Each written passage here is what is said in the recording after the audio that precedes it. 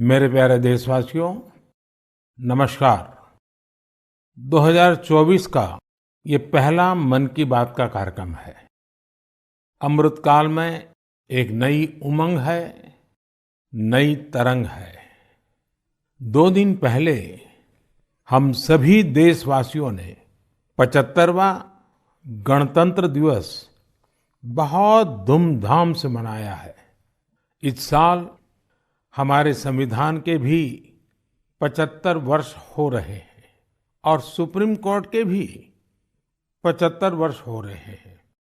हमारे लोकतंत्र के ये पर्व मदर ऑफ डेमोक्रेसी के रूप में भारत को और सशक्त बनाते हैं। भारत का संविधान इतने गहन मंथन के बाद बना है कि उसे जीवंत दस्तावेज कहा जाता है। इसी संविधान की मूल प्रति के 3रे अध्याय में भारत के नागरिकों के मूलभूत अधिकारों का वर्णन किया गया है। और ये बहुत दिलचस्प है कि 3रे अध्याय के प्रारंभ में हमारे संविधान निर्माताओं ने भगवान राम, माता सीता और लक्ष्मण जी के चित्रों को स्थान दिया था।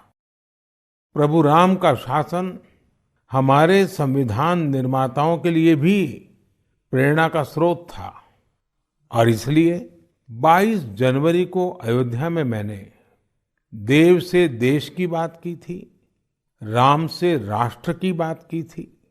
साथियों, अयोध्या में प्राण प्रतिष्ठा के अवसर ने देश के करोड़ों लोगों को मानो एक सूत्र में बांध दिया है। सबकी भावना एक, सबकी भक्ति एक, सबकी बातों में राम, सबके हृदय में राम। देश के अनेकों लोगों ने इस दौरान राम भजन गाकर उन्हें श्री राम के चरणों में समर्पित किया। 22 जनवरी की शाम को पूरे देश ने राम ज्योति जलाई, दिवाली मनाई। इस दौरान देश ने सामूहिकता की शक्ति देखी, जो विकसित भारत के हमारे संकल्पों का भी बहुत बड़ा आधार है। मैंने देश के लोगों से आग्रह किया था कि मकर संक्रांति से 22 जनवरी तक स्वच्छता का अभियान चलाया जाए। मुझे अच्छा लगा कि लाखों लोगों ने श्रद्धाभाव से जुड़कर अपने क्षेत्र के धार्मिक स्थलों की साफ सफाई की।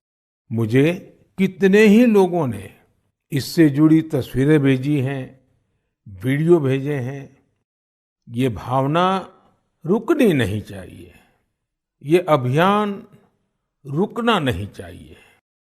सामूहिकता की यही शक्ति हमारे देश को सफलता की नई ऊंचाई पर पहुंचाएगी।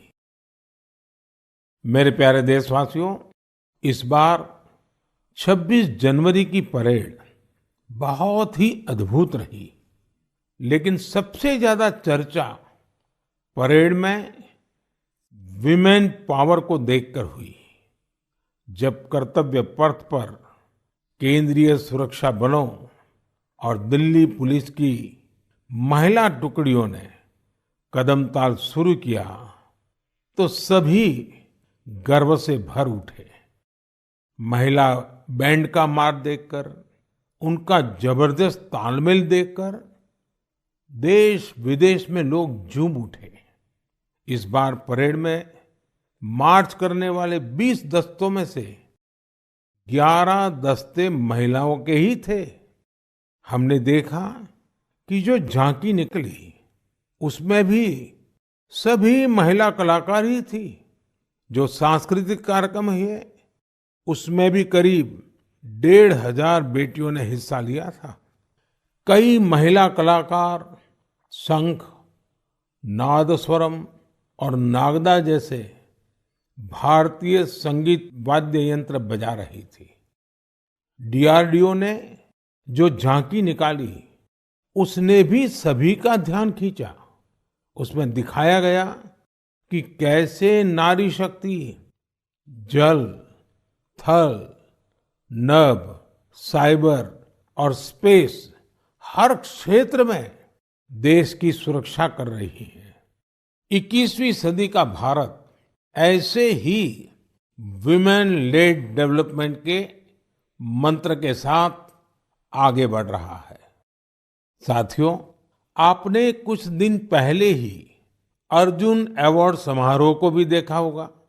इसमें राष्ट्रपति भवन में देश के कई होनहार खिलाड़ियों और एथलीटों को सम्मानित किया गया है। यहाँ भी जिस एक बात ने लोगों का खूब ध्यान खींचा, वो थी अर्जुन पुरस्कार पाने वाली बेटियां और उनकी लाइफ जर्नीज। इस बार 13 विमेन एथलीट्स को अर्जुन अवार्ड से सम्मानित किया गया है। इन विमेन एथलीट्स ने अनेकों बड़े टूर्नामेंटों में हिस्सा लिया और भारत का परचम लहराया। शारीरिक चुनौतियां, आर्थिक चुनौतियां इन साहसी और टैलेंटेड खिलाड़ियों के आगे टिक नहीं पाई। बदलते हुए भारत में हर क्षेत्र में हमारी बेटियां, देश की महिलाएं कमाल करके दिखा रही है। एक और क्षेत्र है जहां महिलाओं ने अपना परचम लहराया है, वो है सेल्फ हेल्प ग्रुप। आज विमेन सेल्फ हेल्प ग्रुप्स की देश में संख्या भी बढ़ी है और उनके काम करने के दायरे का भी बहुत विस्तार हुआ है। वो दिन दूर नहीं जब आपको गांव-गांव में, खेतों में नमो ड्रोन दीदियां ड्रोन के माध्यम से खेती में मदद करती हुई दिखाई देगी। मुझे यूपी के बहराइच में स्थानीय चीजों के उपयोग से बायो फर्टिलाइजर और बायो पेस्टिसाइड तैयार करने वाली महिलाओं के बारे में पता चला। सेल्फ हेल्प ग्रुप से जुड़ी निबिया बेगमपुर गांव की महिलाएं गाय के गोबर, नीम की पत्तियां और कई तरह के औषधीय पौधों को मिलाकर बायो फर्टिलाइजर तैयार करती हैं। इसी तरह ये महिलाएं अदरक, लहसुन, प्याज और मिर्च का पेस्ट बनाकर ऑर्गेनिक पेस्टिसाइड भी तैयार करती हैं। इन महिलाओं ने मिलकर उन्नति जैविक इकाई नाम का एक संगठन बनाया है। ये संगठन बायो प्रोडक्ट्स को तैयार करने में इन महिलाओं की मदद करता है। इनके द्वारा बनाए गए बायो फर्टिलाइजर और बायो पेस्टिसाइड्स की मांग भी लगातार बढ़ रही है। आज आसपास के गांवों के 6000 से ज्यादा किसान इनसे बायो प्रोडक्ट खरीद रहे हैं। इससे सेल्फ हेल्प ग्रुप से जुड़ी इन महिलाओं की आय बढ़ी है और उनकी आर्थिक स्थिति भी बेहतर हुई है। मेरे प्यारे देशवासियों, मन की बात में हम ऐसे देशवासियों के प्रयासों को सामने लाते हैं जो निस्वार्थ भावना के साथ समाज को, देश को सशक्त करने का काम कर रहे हैं। ऐसे में 3 दिन पहले जब देश ने पद्म पुरस्कारों का ऐलान किया है, तो मन की बात में ऐसे लोगों की चर्चा स्वाभाविक है। इस बार भी ऐसे अनेकों देशवासियों को पद्म सम्मान दिया गया है, जिन्होंने जमीन से जुड़कर समाज में बड़े-बड़े बदलाव लाने का काम किया है। इन इंस्पायरिंग लोगों की जीवन यात्रा के बारे में जानने को लेकर देश भर में बहुत उत्सुकता दिखी है। मीडिया की हेडलाइन से दूर, अखबारों के फ्रंट पेज से दूर, ये लोग बिना किसी लाइमलाइट के समाज सेवा में जुटे थे। हमें इन लोगों के बारे में पहले शायद ही कुछ देखने सुनने को मिला है, लेकिन अब मुझे खुशी है कि पद्म सम्मान घोषित होने के बाद ऐसे लोगों की हर तरफ चर्चा हो रही है। लोग उनके बारे में ज्यादा से ज्यादा जानने के लिए उत्सुक है। पद्म पुरस्कार पाने वाले ये अधिकतर लोग अपने अपने क्षेत्र में काफी अनूठे काम कर रहे हैं। जैसे कोई एम्बुलेंस सर्विस मुहैया करवा रहा है, तो कोई बेसहारों के लिए सिर पर छत का इंतजाम कर रहा है। कुछ ऐसे भी हैं जो हजारों पेड़ लगाकर प्रकृति संरक्षण के प्रयासों में जुटे हैं। एक ऐसे भी हैं जिन्होंने चावल की 650 से अधिक किस्मों के संरक्षण का काम किया है। एक ऐसे भी हैं जो ड्रग्स और शराब की लत की रोकथाम के लिए समाज में जागरूकता फैला रहे हैं। कई लोग तो सेल्फ हेल्प ग्रुप, विशेषकर नारी शक्ति के अभियान से लोगों को जोड़ने में जुटे हैं। देशवासियों में इस बात को लेकर भी बहुत प्रसन्नता है कि सम्मान पाने वालों में 30 महिलाएं हैं। ये महिलाएं जमीनी स्तर पर अपने कार्यों से समाज और देश को आगे ले जा रही हैं। साथियों, पद्म सम्मान पाने वालों में हर किसी का योगदान देशवासियों को प्रेरित करने वाला है।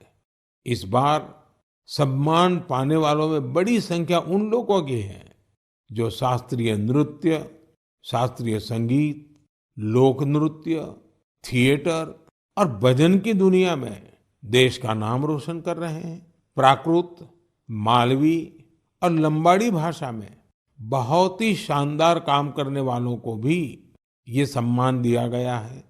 विदेश के भी कई लोगों को पद्म पुरस्कार से सम्मानित किया गया है, जिनके कार्यों से भारतीय संस्कृति और विरासत को नई ऊंचाई मिल रही है। इनमें फ्रांस, ताइवान, मेक्सिको और बांग्लादेश के नागरिक भी शामिल है।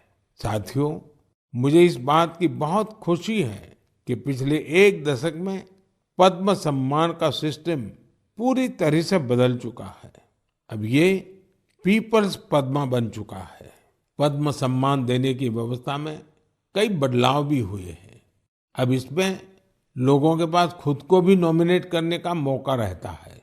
यही वजह है कि इस बार 2014 की तुलना में 28 गुना ज्यादा नॉमिनेशंस प्राप्त हुए हैं। इससे पता चलता है कि पद्म सम्मान की प्रतिष्ठा, उसकी विश्वसनीयता, उसके प्रति सम्मान हर वर्ष बढ़ता जा रहा है। मैं पद्म सम्मान पाने वाले सभी लोगों को फिर अपनी शुभकामनाएं देता हूं। मेरे प्यारे देशवासियों, कहते हैं हर जीवन का एक लक्ष्य होता है। हर कोई एक लक्ष्य को पूरा करने के लिए ही जन्म लेता है। इसके लिए लोग पूरी निष्ठा से अपने कर्तव्यों का पालन करते हैं। हमने देखा है कि कोई समाज सेवा के माध्यम से, कोई सेना में भर्ती होकर, कोई अगली पीढ़ी को पढ़ाकर अपने कर्तव्यों का पालन करता है।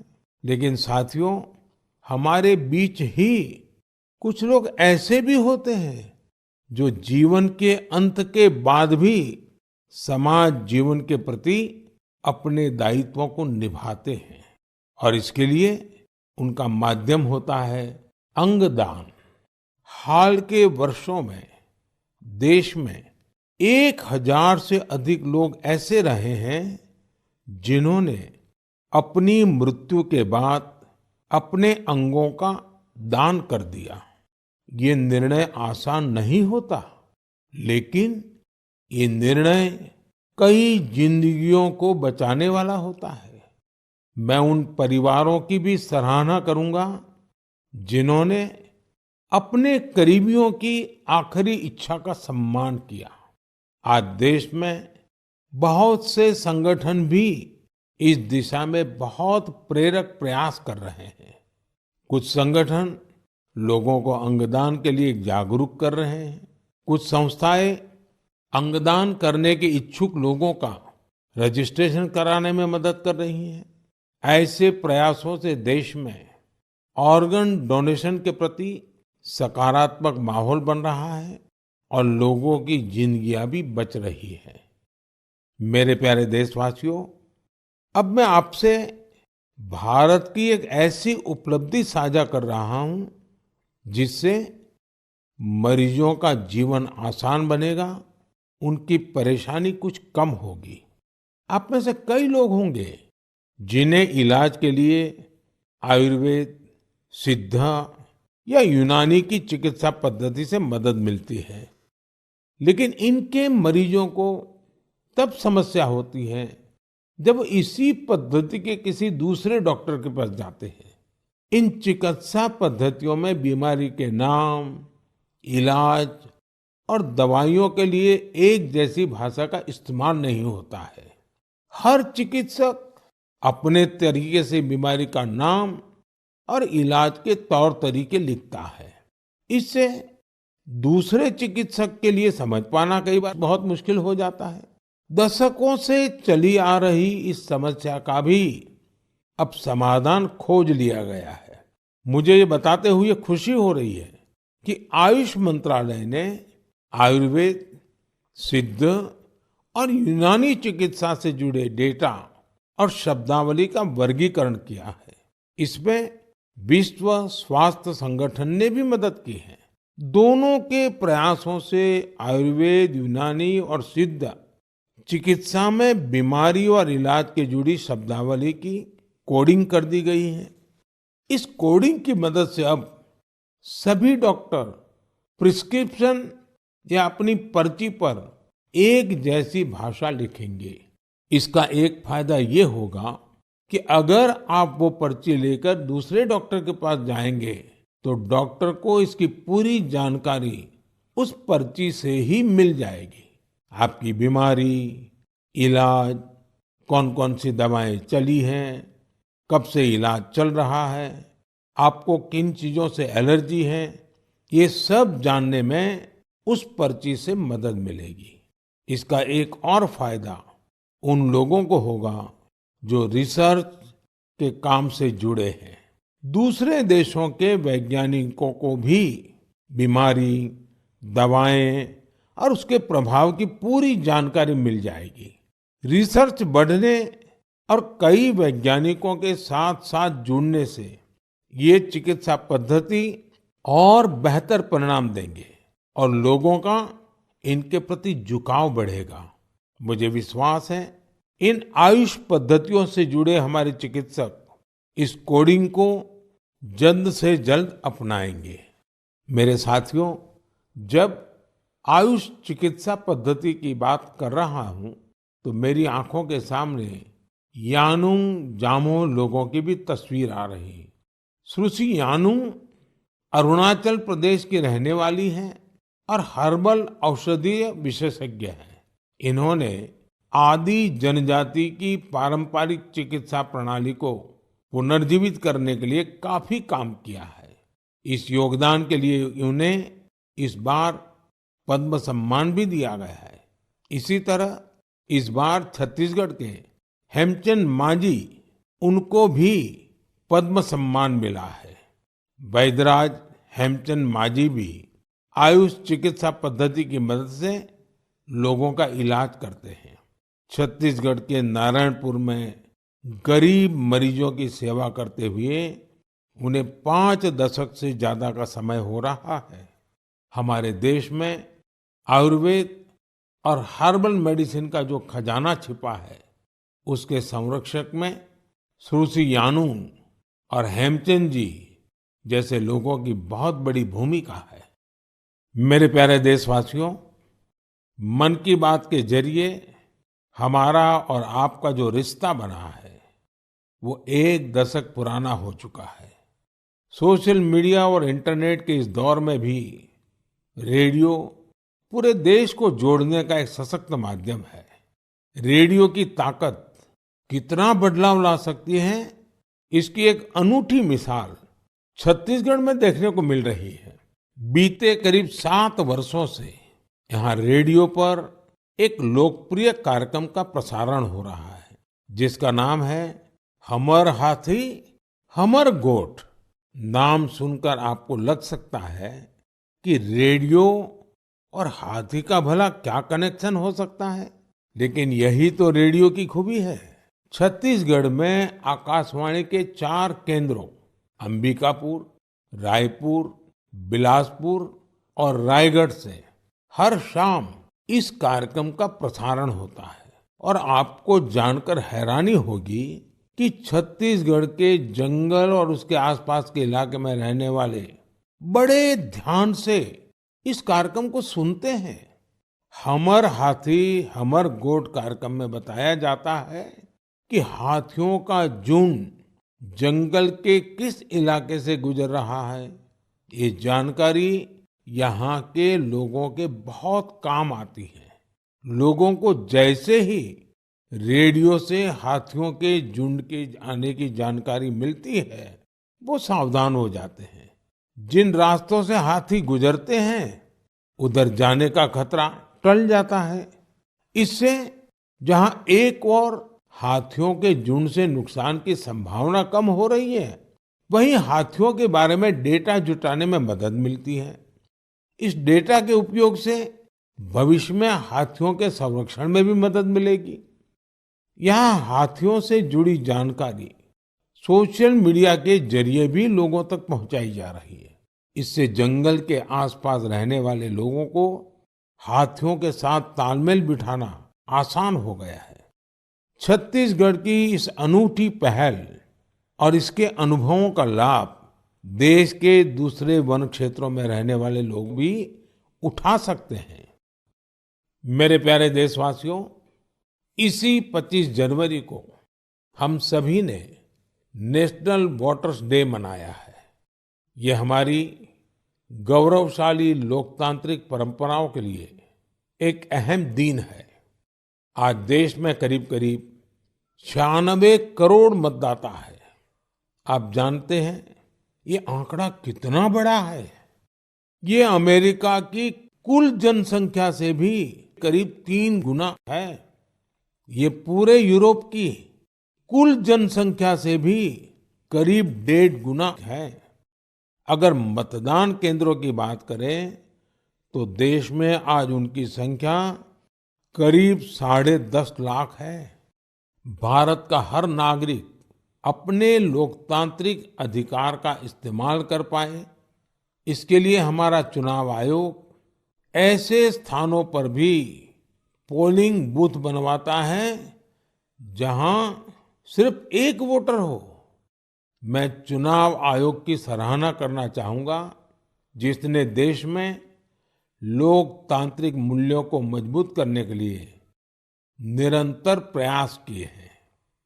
साथियों, आज देश के लिए उत्साह की बात ये भी है कि दुनिया के अनेक देशों में जहां वोटिंग परसेंट कम हो रहा है, भारत में मतदान का प्रतिशत बढ़ता जा रहा है।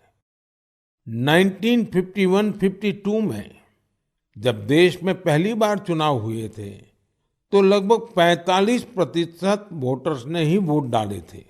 आज ये आंकड़ा काफी बढ़ चुका है। देश में न सिर्फ वोटरों की संख्या में वृद्धि हुई है, बल्कि टर्नआउट भी बढ़ा है। हमारे युवा वोटरों को रजिस्ट्रेशन के लिए ज्यादा मौके मिल सके, इसके लिए सरकार ने कानून में भी परिवर्तन किया है। मुझे ये देखकर भी अच्छा लगता है कि वोटर्स के बीच जागरूकता बढ़ाने के लिए सामुदायिक स्तर पर भी कई प्रयास हो रहे हैं। कहीं लोग घर घर जाकर वोटर्स को मतदान के बारे में बता रहे हैं, कहीं पेंटिंग बनाकर, कहीं नुक्कड़ नाटकों के जरिए युवाओं को आकर्षित किया जा रहा है। ऐसे हर प्रयास हमारे लोकतंत्र के उत्सव में अलग अलग रंग भर रहे हैं। मैं मन की बात के माध्यम से अपने फर्स्ट टाइम वोटर्स को कहूंगा कि वो वोटर लिस्ट में अपना नाम जरूर जुड़वाएं। नेशनल वोटर सर्विस पोर्टल और वोटर हेल्पलाइन ऐप के जरिए वो इसे आसानी से ऑनलाइन पूरा कर सकते हैं। आप ये हमेशा याद रखें कि आपका एक वोट देश का भाग्य बदल सकता है, देश का भाग्य बना सकता है। मेरे प्यारे देशवासियों, आज 28 जनवरी को भारत की 2 ऐसी महान विभूतियों की जन्म जयंती भी होती है, जिन्होंने अलग अलग कालखंड में देशभक्ति की मिसाल कायम की है। आज देश पंजाब केसरी लाला लाजपत राय जी को श्रद्धांजलि दे रहा है। लाला जी स्वतंत्रता संग्राम के एक ऐसे सेनानी रहे जिन्होंने विदेशी शासन से मुक्ति दिलाने के लिए अपने प्राणों की आहुति दे दी। लाला जी के व्यक्तित्व को सिर्फ आजादी की लड़ाई तक सीमित नहीं किया जा सकता। वो बहुत दूरदर्शी थे। उन्होंने पंजाब नेशनल बैंक और कई अन्य संस्थाओं के निर्माण में अहम भूमिका निभाई थी। उनका उद्देश्य सिर्फ विदेशियों को देश से बाहर निकालना ही नहीं, बल्कि देश को आर्थिक मजबूती देने का विजन भी उनके चिंतन का अहम हिस्सा था। उनके विचारों और उनके बलिदान ने भगत सिंह को बहुत प्रभावित किया था। आज फील्ड मार्शल के.एम. करियप्पा जी को भी श्रद्धापूर्वक नमन करने का दिन है। उन्होंने इतिहास के महत्वपूर्ण दौर में हमारी सेना का नेतृत्व कर साहस और शौर्य की मिसाल कायम की थी।